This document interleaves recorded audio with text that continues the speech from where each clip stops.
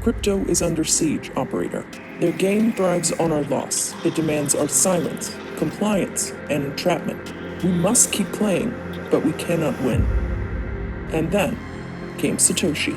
Working in secret, they built a new game, a game where absolute control rested among the players. Sensing its grip slipping, the house put up choke points. It regulated every touch point between its infrastructure and the parallel systems Satoshi inspired. But we, the Logos Collective, are not afraid. We carry Satoshi's torch. We're building a portal to a parallel society, an exit into a new game through the network.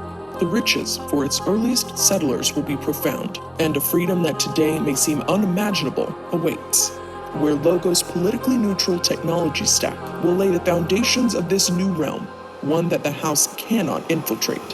From within Logos emerged the first operator, OP1, a collection of rogue contributors on a mission to reveal the exit. We call upon those prepared to join us.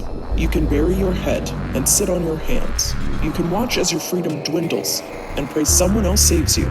Or you can exit with us. Will you inscribe your place among us? Will you become a Logos operator?